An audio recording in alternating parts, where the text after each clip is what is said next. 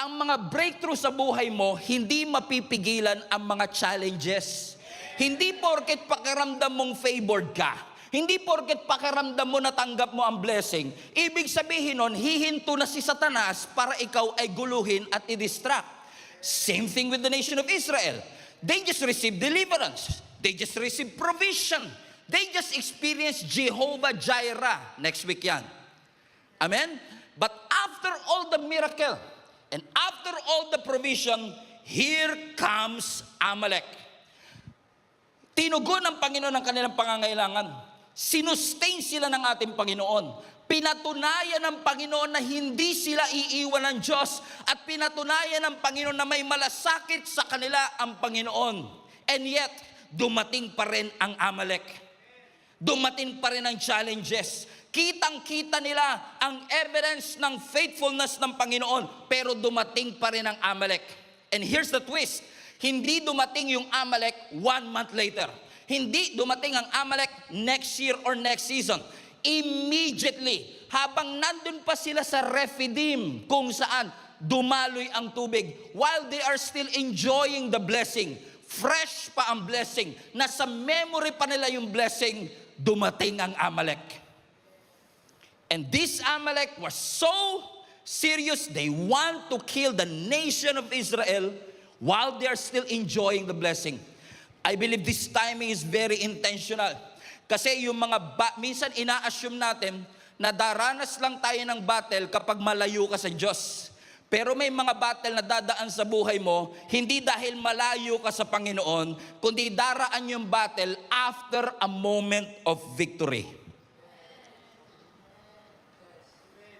But in spite of all of this, in spite of all the challenges, in spite of all the battles, when we study the text, and I was amazed, I've read this text many times, I've preached this text many times, but iba talaga ang presensya ng Panginoon, iba talaga ang word ni Lord is always fresh every morning. So are you ready to learn? Based on the text, we are going to do an expository approach right now.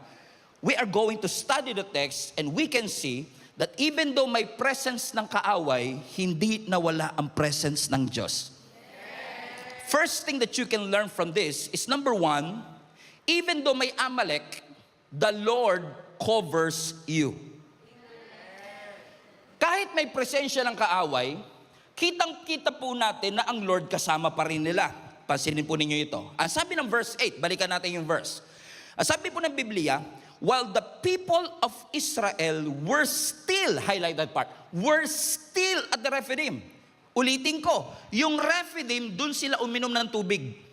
Ibig sabihin, fresh na fresh pa yung mineral water na ininom nila. Ano ang sabi ng Biblia? The warriors of Amalek, everybody say Amalek.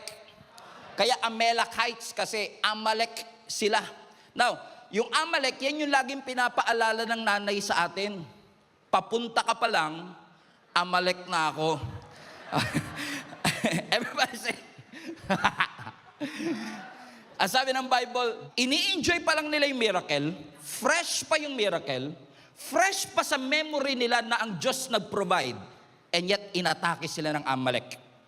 Now question, inatake ba sila ng Amalek dahil malayo sila sa Diyos? No. Inatake ba sila ng Panginoon kasi nagre-rebelde sila sa Diyos? No. Anong rason? Kung hindi sila distant, and hindi sila rebellious, bakit sila inatake ng Panginoon? And that is, I found a hard time wrestling with the text and trying to find a reason bakit inalaw ng Panginoon. Because the answer to this question might be to answer to our question. Na minsan, Lord, lagi naman ako nasa church, lagi naman akong lumalapit, lagi naman ako nagpe-pray, and yet dumating yung Amalek, kaka-graduate ko lang may Amalek na, kaka-promote ko lang may Amalek na, kakasilang pa lang ng bago kong anak may Amalek na. So the answer to this question might answer your question. And you know what? God is true to His word. Because years later, in-explain po sa atin ng Deuteronomy 25, kung ano ang reason kung bakit inatake sila ng mga Amalek. Are you ready? So let's open up our Bibles to Deuteronomy chapter 25, verse 17 to 18. Basa. Never forget what the Amalekites did to you as you came from Egypt. There you go. That's the reference for Exodus 17. Verse 18. They attacked you. Read. They attacked you when you were rebellious. They attacked you when you were distant. Is that what the Bible said? No. Hindi sila inatake dahil sila ay rebellious. Hindi sila inatake dahil sila ay malayo sa Diyos. No. They were attacked because they were exhausted and weary. Exhausted means you are tired physically. Weary means you are empty on the inside. And watch this. Hindi sila inatake ng Amalek dahil nagre-rebelde sila sa Diyos. Inatake sila ng Amalek nung pagod na pagod sila. Ibig sabihin, ito kasing mga, kung titignan nyo po ang history ng mga Amalekites, ito mga Amalekites, sneaky yan. Pag umatake yan, hindi yan paharap umatake. Aatakihin ka niya from behind. Hindi lang sila sneaky, they are strategic. Sinasadya nila na yung inaatake nila yung mga vulnerable, yung mga pagod, yung mga mahihina. Selective sila na hindi nila inaatake yung mga malalakas, ang inaatake nila yung mga mahihina. At habang nandoon sila sa wilderness, sila talaga yung napuntirya ng Amalek. Think about this. Wala naman silang sariling lupa. Anong mapapala ng Amalek pag tinalo sila? I mean, kung talunin mo sila sa Rephidim, hindi naman kanila yung Rephidim. Walang mapapala ang Amalek. It's just that ang Amalek po ay kilala na nagte-take advantage ng mga mahihina. Kaya delikado ang Amalek sa buhay natin. Hindi nananalo ang Amalek dahil malakas siya. Nananalo ang Amalek kapag ikaw ay exposed at walang covering. Hindi lahat ng mga panalo ng kaaway ay dahil malakas ang kaaway. I have to remind you, Satan is already defeated. Death has been defeated. The Bible says, God already devangs the enemy. Wala nang pangil ang kaaway. Kung makagat ka man ng kaaway, bagang na lang ang dadapo sa'yo. Wala na siyang kapangyarihan. Pero bakit tayo natatalo? Hindi dahil malakas siya. Kaya madalas tayong bumabagsak kasi ang buhay natin masyadong exposed. In the midst of our fatigue, in the midst of our exhaustion, in the midst of our weariness, doon umaatake ang mga Amalekites. Ibig sabihin, ang greatest threat sa ating mga Kristiyano, hindi laging si Satanas. Minsan ang greatest threat kapag ang Kristiyano walang covering. Because Satan was also sneaky. Kung ano blind spot mo, yun ang aatakihin sa iyo. Selective siya. Hindi ka niya aatakihin habang umiinom ka pa ng tubig. But after the miracle, after the promotion, after the breakthrough, here comes Amalek. Papunta ka pa lang.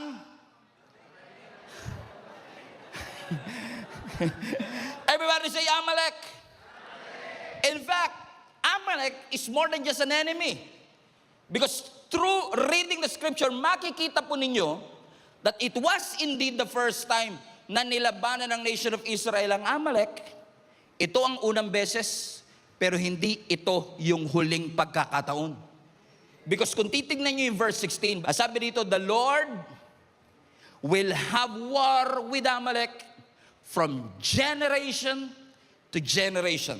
When you study the scripture, even sa panahon ni King Saul, Amalek ang kanya.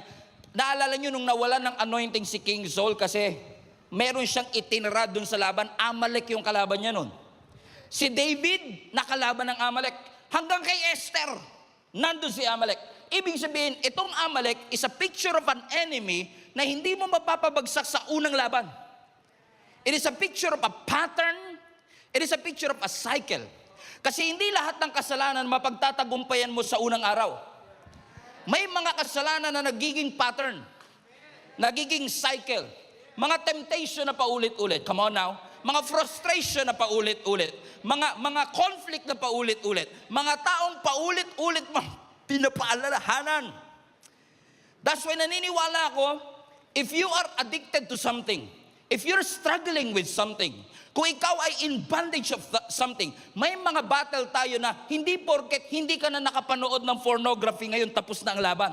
Kasi ang Amalek, babalik at babalik siya sa panahong vulnerable ka, sa panahong mahina ka, sa panahong exhausted ka, sa panahong weary ka. And that is a picture of something na akala natin tapos na, pero ang totoo, hindi pa pala. Pastor, bakit ganun? Hindi ba strong enough ang Diyos para talunin ang Amalek? No, it's not an issue of mas malakas ba ang Amalek sa Diyos. There's no question. God has no rival, God has no equal. Wala kang pwedeng ipantay sa Diyos. Malakas man ang kalaban mo, siguradong mas malakas ang ating Panginoon. Pero hindi natin matalo-talo ang Amalek dahil malakas siya. Kaya madalas may mga cycle and pattern sa buhay natin. Kasi ang mga Amalek, pag inignore mo, nagmo-multiply. Pag bumalik, mas malakas na siya. It is recurring, repeated, kasi yung mga tinotolerate mo sa isang season can be normalized in the next. I want to remind you, not every victory is a finish line. But thank God, hallelujah, thanks be to God. Pagod man ako, my fatigue doesn't cancel God's covering. Hindi porket pagod ako, pagod na rin ang Panginoon mag-cover sa akin. Hindi porket weary ako, tinatanggal na ng Lord ang kanyang presensya. Hindi porket may pressure sa aking buhay, nabubura na ang mga pangako ng ating Panginoon. My weakness doesn't disqualify me from the help of my God. Kasi ang Diyos, hindi niya lang kino-cover kung sino ang malakas. You may be under attack, but you are still under God's covering. You may be tired right now, but you are still under God's covering. You may not be at your best right now, but you are still under God's covering. Your security is not based on how strong you are. Your security is based on how strong your God is, how big your God is, how powerful your God is. Can we give up a shout of praise to a God who is strong and mighty? Everybody say covered. Put that in the comment section. I am covered. Pero hindi porket covered ka, wala ng pressure. Hindi porket covered ka, wala ng challenge. Hindi porket may payong ka, hihinto yung ulan. Hindi porket insured ka, hindi ka na mamamatay. Kahit covered ka, ang challenges nandyan pa rin. So hindi mapipigilan ng covering ang ulan, pero mababawasan ng covering yung impact ng ulan. So when you're covered, hindi ibig sabihin mawawalan ka ng pagsubok. When you are covered, hindi ibig sabihin wala ng atake. After all, the Bible says, the weapons will be formed. So there's no doubt. Hindi sinabi ng Bible, hindi makakaporma ang kaaway. Makakaporma, pero hindi magsasucceed. Kaya pala sabi ng Bible, yung faith sa armor of God is a shield. Remember? Shield of faith. Because when you have faith, you're covered. Pero hindi porket may faith ka, wala ng challenges. Pero kapag may faith ka, yung penetration ng challenges, mahina. The faith can stop the penetration of a challenge. And thanks be to God. Kasi yes, hindi lang ako covered. Yes, I have faith. Yes, may umbrella ko. Yes, may insurance ako. Mamamatay pa rin. Pero at least yung impact sa pamilya ko mababawasan. Kaya, magpa-insure na kayo. Joke lang. Wala.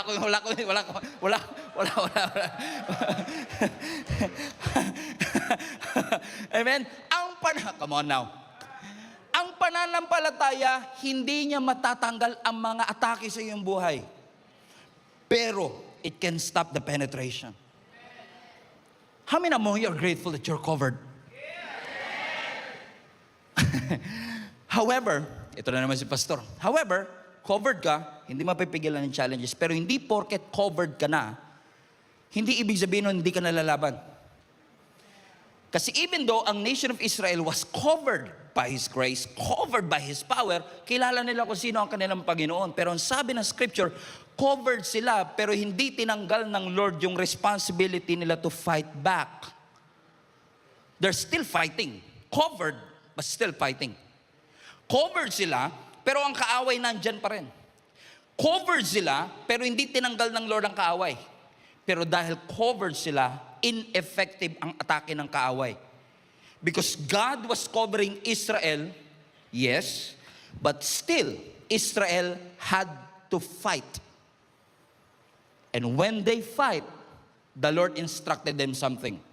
Ang sabi ng verse 9, read. So, dahil lalaban na sila, inatake sila ng mga Amalekite sa Rephidim, Moses commanded Joshua, choose some men to go out and run.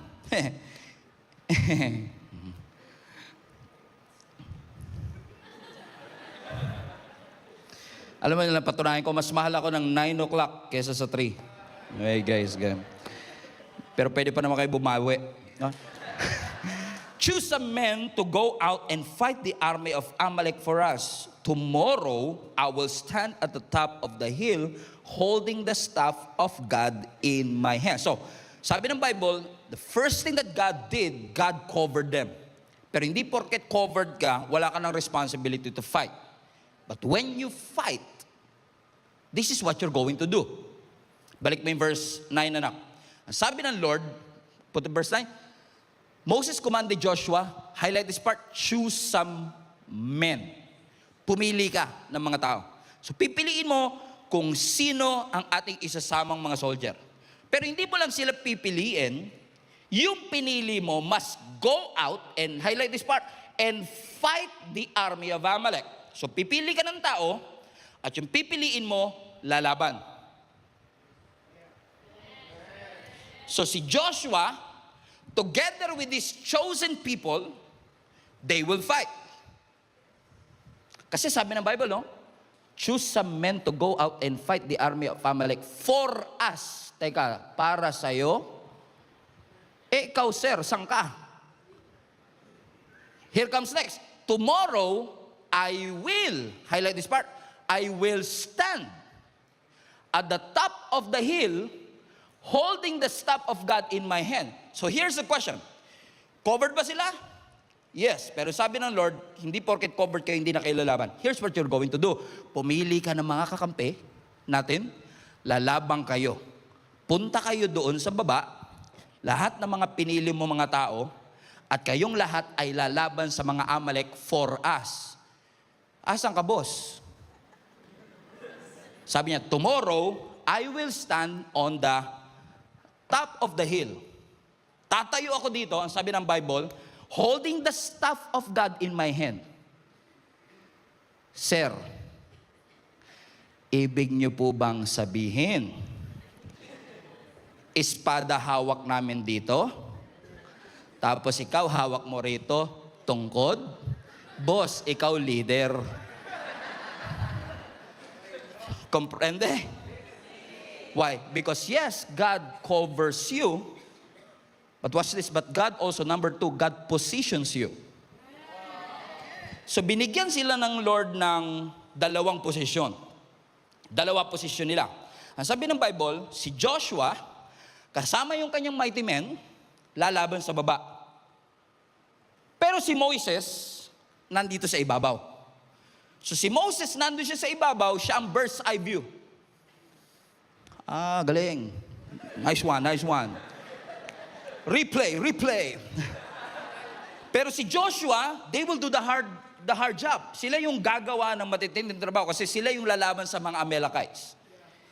Because you know what? In every battle, God wants you to position yourself hindi lang sa ibaba. Because yes, salamat sa Panginoon that we are talented enough to fight. Because pero ang battle hindi lang tactical. Dapat ang battle spiritual din. Kasi kapag ang laban mo puro tactical, nakakapagod. That's why you need somebody like a leader of Moses. Na habang ikaw ay nakikipaglaban, they will be there fighting, maybe not physically, but they are positioned to pray for you, to intercede for you. Are you still with me, mga kapatid? Because sometimes, napapagod tayo sa mga laban ng buhay natin because we are trying our best to fight tactically. You are trying to push forward, trying to earn, trying to save, trying to do everything just to save your family. And yet, napapagod ka. Because you know what? Ang tunay na battle, pinoposition tayo ng Panginoon hindi lang sa ilalim ng valley, kundi kailangan nating iposition ang sarili natin on top of the hill. That's why all of us needs Moses in our life. Na sa panahon na ikaw ay nakikipaglaban, sino yung mga Moses? Come on now. Sino mga Moses sa ating buhay, mga kapatid? So makikita natin, doon sa ilalim, tactical ang pakikipaglaban. Pero dito sa ibabaw, spiritual ang pakikipaglaban. Parehong moment, parehong gera, magkaiba ng role. So ano nangyari? Sabi ng verse 10. So Joshua did what Moses had commanded, everybody now, and fought the army of Amalek. Meanwhile, Moses, Aaron, and Hur climbed on the top of a nearby hill. Verse 11. As long as Moses held up the staff in his hand, the Israelites had the advantage. But whenever he dropped his hand, the Amalekites gained the advantage. So sabi ng Bible, Josh, diyan kayo sa baba. Makapaglaban kayo sa mga Amalek. Ako dito sa ibabaw. Tatayo ako, hawak ko ang staff, tungkod, na ginamit ko sa Red Sea, na ginamit ko panghampas ng water from the rock. That same stuff. Na every time, ang sabi ng Bible, itinataas ni Moses ang kanyang kamay, nananalo ang nation of Israel. Pero pagka binababa ni Moses ang kanyang kamay, natatalo ang nation of Israel. Katunayan lamang, mga kapatid, na hindi sila nagtatagumpay dahil sa galing ni Joshua. Hindi sila nagtatagumpay dahil sa military strategy ng kanilang grupo. Hindi sila nananalo because they have better soldiers or better weapons. Yung posisyon ni Moses sa ibabaw ng hill ay nakakaapekto sa panalo nila doon sa may ilalim. Amen? So don't think for a moment that it was your talent, it was your skill, it was your education, or even your connection. All of these things matter, but at the end of the day, without somebody praying for you, without the presence of the Lord, because many of our battles can't be won by tactical alone. Kailangan mo ng spiritual battles na minsan hindi mo alam kung paano i-swing ang iyong mga sword, pero alam mong lumuhod sa ating Panginoon na sabihin, Lord, I need help. I need your mercy. I need your grace. So minsan, marami sa atin napapagod kasi yung dapat inuuna nating iluhod, nilalaban na natin sa ilalim. Hindi mo mapapanalunan ng tactical yung hindi mo inuuna sa spiritual. Kasi yung victory ni Joshua ay may malaking kinalaman sa posisyon nitong si Moses. Joshua was strong. Joshua was brave. In fact, they were winning, pero intermittently.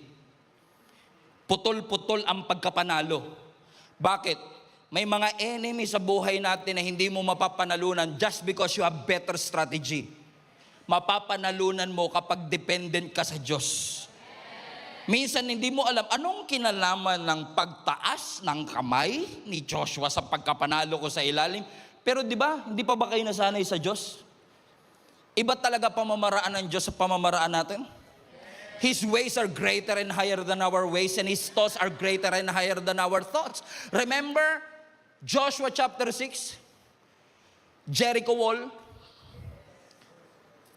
Sabi ng Lord, ang unang syudad na iko-conquer niyo sa promised land, Jericho. Largest, strongest, safest city in Canaan. Yung kapal ng kanyang pader, pwedeng mag-U-turn ang kalesa.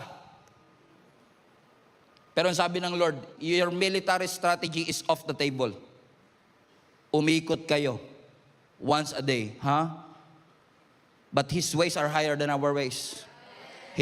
Remember Gideon? Judges chapter 7? Di ba? Libo-libo ang kalaban nila, pero sabi ng Lord, 300 lang, tapos yan. Ha? Remember Jehoshaphat? 3 army nagtulong-tulong para pabagsakin ang Judah. Ready na silang lumaban. Ang sabi ng Lord, musician at singer ang ilagay mo. Buti na lang, nasa tono yung mga singer nun.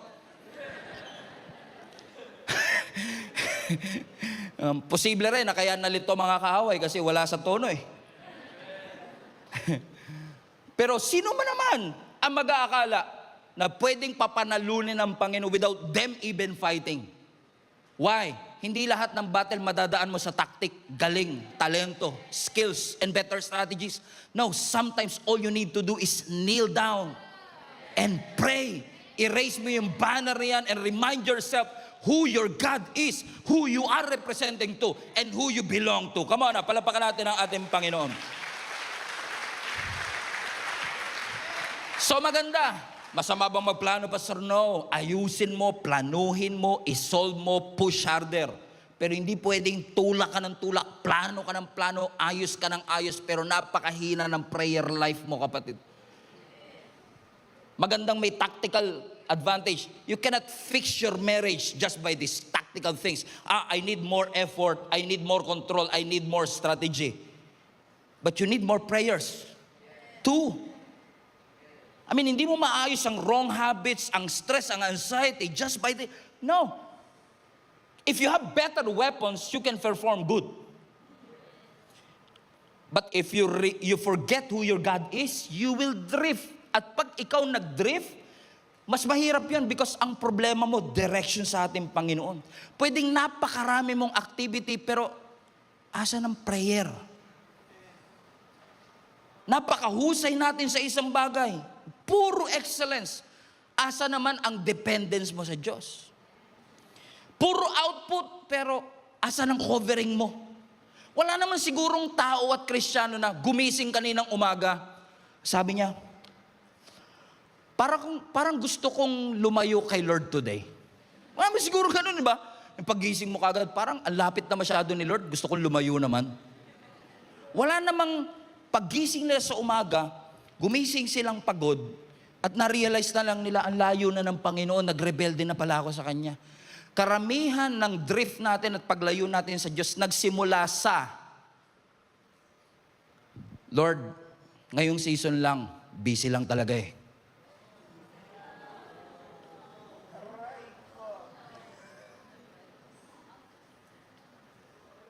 Babalik din po ko, Lord, ayusin ko lang sarili ko. Wala akong nakita na sinabi, Lord, ayoko na sa'yo. Break na tayo. Madalas siya nagsimula, Lord, kahit ngayon lang, marami lang talagang iniintindi sa buhay.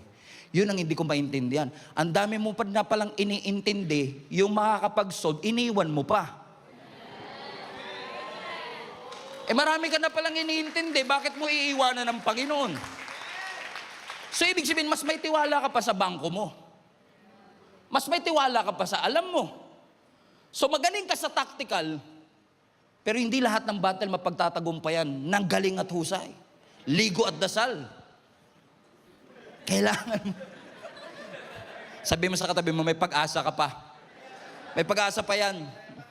Safeguard lang 3 beses. Amen. Kailangan mo ng spiritual warfare. Kailangan lumaban. Amen? Huwag mo kakalimutan ng Panginoon. Huwag mo sasabihin sa Lord, balikan kita later, Lord. Nag-a-adjust lang. You need God on your side. You need this stuff raised because you cannot win. Because your posture in your spiritual life will affect your tactical, practical life. Amen? Although hindi lahat ng nagpe-pray, nagsasucceed. Kasi minsan, you're too focused naman on your spiritual. Ano sabi ng verse 12? Nung tinataas ni Moses, verse 12 please, nung tinaas ni Moses ang kanyang kamay, ang sabi ng scripture, Moses' arms soon, highlight this part, became tired. So sabi ng Bible, nakaposition si Moses, nakaposition si Joshua, they were winning kapag nakataas si Joshua, as si Moses, but unfortunately, sabi ng Biblia, nung nakataas na ang kamay ni Moses, ano sabi ng Bible? Napagod si Joshua. His arms became tired, so he could no longer hold them up. So, Aaron and Hur. Sino ba to si Aaron and Hur? Si Aaron kapatid niya, si Hur leader ng mga Israelites. So, si Aaron and Hur nakahanap ng bato para paupuin si Moses sa bato. At habang itinataas, look at show the picture please, para ma-imagine ninyo. At habang si Moses nakataas ang mga kamay, si Aaron and Hur were supporting him.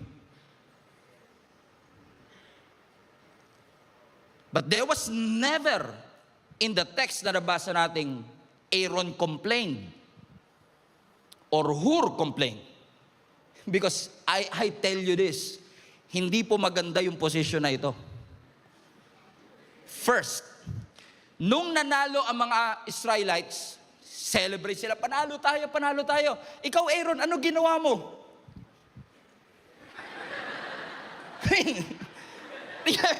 I mean, hindi ka tulad ni Ikaw Joshua, anong ginawa mo? Nakapatay ako, 47. Ikaw, yung mga soldier, grabe. Ito mo, gas-gas mga armor ko. Ikaw, Hur. Pero do not underestimate the power of Aaron and Hur. Wag mong i-underestimate. Kyle, it only takes committed people to do this. Moses, Hur, you don't want to be in this position. Moses, wala pang deodorant nung time na yon. Come on now. Wala pang Rexona nung panahon na yon. You don't want to be in this position. But sometimes, yung mga inaayawan mong posisyon ang gagamitin. Hindi porket hindi nakikita, hindi mahalaga. Hindi porket hindi napapansin, hindi mahalaga. Because sometimes yung hindi mo napapansin, yun yung mga vital, significant organs na ginagamit ng Panginoon to win the battle. Na ang sabi ng Biblia, nung panahong napagod si Moses, it was Aaron and Hur who supported him. Nung panahong hindi niya na kayang itaas ang kanyang kamay. Nung mga panahong hindi mo na kayang umatin uli. Nung mga panahong nag-left ka na sa GC. Nung mga panahong pagod na pagod ka. Sino yung mga Aaron and Hur na ginamit ng Panginoon to win you back? To remind you of your calling. To remind you, this is just a deception of the enemy. To remind you, there's hope. It's not too late for you to change. It's not too late for you to get up again. Anointed ka. Oo, pero kailangan mo ng support system. Hindi lahat ng tao makikipaglaban para sa'yo. Hindi lahat ng tao susuporta sa'yo. Hindi lahat ng tao hahawakan ng kamay mo pag bumababa na siya. At hindi lahat ng tao lalapit sa'yo kapag nakataas ang kamay mo. But you need to find support system that are willing to position. I believe this is not Aaron and Hur. It was the Lord. It was the strength of the Lord that held them up. That's why they won. So don't think for a moment na nakalimutan ka ng Panginoon. Hindi. Pinosisyon na ng Panginoon yung mga taong tutulong sa iyo. Magpe-pray sa iyo. Man, bago ka pa maging member ng church na ito, pinosisyon na ng Lord yung future link-up group leader mo. Bago ka pa maging member ng church na ito, pinosisyon na ng Panginoon yung magiging growth track teacher mo. Why? Because these people are willing to hold up your hand sa mga pagod na pagod ka para sabihin sa yung it's not yet over. The Lord is not done with you yet. The best is still yet to come. You ain't seen nothing yet. Come on now, palapakan natin malakas ang Panginoon.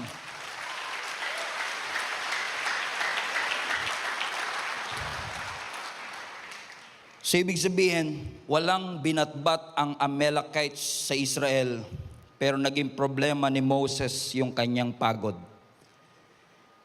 But still, because of Aaron and Hur, they fought, they prayed, they endured. And sabi ng Bible sa verse 14, after the victory, after the victory. After the victory. After. Alam niyo yung mga verse katulad ng, and I've learned to be content. Like Apostle Paul, I've learned to be content. Bago mo ma-learn, ang dami mong dinaanan, right? So hindi mo matututunan kung hindi mo tiniis. Hindi mo matututunan kung hindi ka prinotekta. So, when you say after the victory, it only means something. Ang victory hindi basta-basta makukuha. So, nahirapan sila, napagod sila, pero nanalo pa rin sila. Why? Because yes, the Lord covered you. And the Lord positioned you. But it's also the Lord who sustained you. That's point number 3. The Lord sustains them. Sabi ng Biblia, hindi hinayaan ng Panginoon yung hirap ang makapagpahinto ng katagumpayan. No. It was the Lord who sustained them. Because sabi ng Bible, let me prove it to you. That it was the Lord who sustained them. Because sabi ng verse 14, after the victory, the Lord instructed Moses, write this down on a scroll. Fasten your seatbelt. Papunta na tayo sa exciting part. As a permanent reminder. Everybody, look at the screen now. And read it aloud to Joshua. Not to the nation of Israel. Specifically. Isulat mo to, lagay mo sa scroll, para ipaalala sa inyong lahat. At basahin mo ng malakas kay Joshua. Ano yun? I will erase the memory of Amalek from under the heaven. Ano ang sinasabi ng Lord? Bakit sinabi ng Lord? Basahin mo kay Joshua. Kasi gusto siguro sabihin ng Panginoon, yes, General Joshua, ikaw ang lumaban sa battle. But the outcome was decided not because you have a sharp sword, but because it was decided on a hill. Bakit ko nasabing ganon, kapatid? Because kung mapapansin ninyo, pagkatapos ng battle, hindi sinabi ni Moses, uy, celebrate natin, ang galing ni Josh. Uy, i-promote natin si Joshua, napakahusay niya. No. Ang sabi ng verse 15, instead of celebrating Joshua, he built an altar as a permanent reminder to all of them. And Moses named it, everybody shout, highlight this part, Yahweh Nisi. The Lord is my hope. I find it fascinating na hindi sinabi ng Lord, pangalanan yung the Lord is my sword or the Lord is my victory. I mean, think about this. Last week, Jehovah Shalom. I mean, Shalom, peace. Makes sense, right? Jireh, next week. Jireh, provider. Rapha, healer. Rohi, shepherd. Connected, pero Nisi,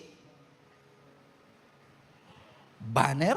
I mean, okay yung healing, protection. I mean, ang layo naman ng banner, Lord. Why is it that hindi mo sinabing, the Lord is my victory? Sabi niya, the Lord is my banner. Because you know what? Yung banner speaks about an identity marker. Show them the picture of a banner, please. Yung banner is something like this. Banner, please. There you go.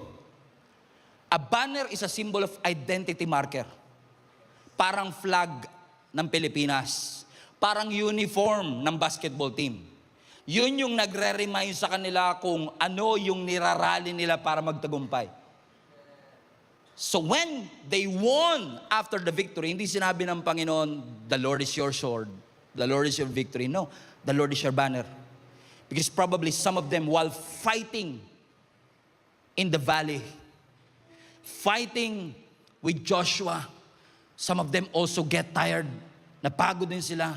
But every time they look at the banner, they were reminded. And at that point, yung banner nila ay yung staff ni Moses, which reminds them, Yahweh is my identity. I'm not fighting for myself. My victory is not for myself. I am representing the Lord.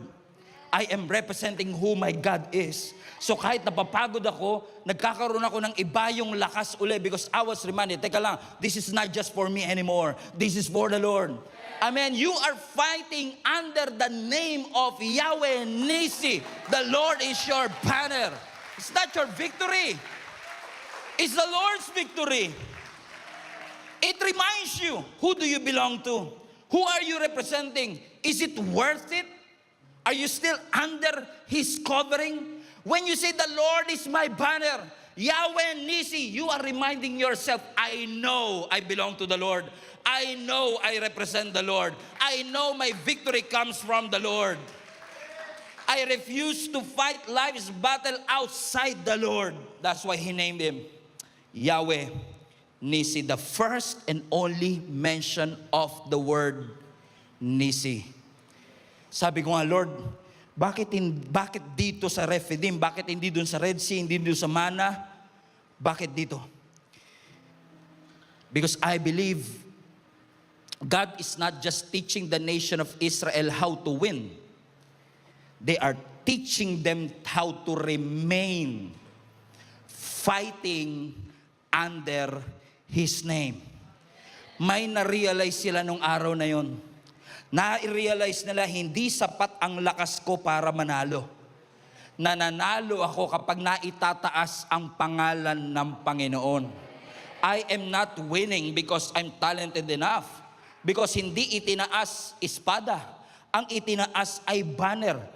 Kasi magandang may espada, magandang may skill, magandang may equipment. Pero ang tanong, align ka ba? Alignment muna bago equipment. Align ka ba doon sa banner mo? Because every time you get tired, always run to your banner. Every time na nakukonfuse ka, balik ka doon sa banner. Balik ka kay Yahweh Nisi because Yahweh Nisi will remind you, you are not alone. The battle is the Lord's. You're not fighting on your own. You're fighting representing Yahweh Nisi. So they won. Ang banner hindi siya weapon. Ang weapon pwede magbago, ang tactics nag-a-adapt. Pero ang banner, it never changes. This text reminds us, ang decisive factor kung bakit sila nanalo, hindi dahil matalas ang espada ni Joshua, hindi dahil marami silang soldier, hindi dahil maganda ang kanilang strategy. Kaya sila nanalo. Kasi itinaas ni Moses ang banner. Reminding each and every one of them, you're tired?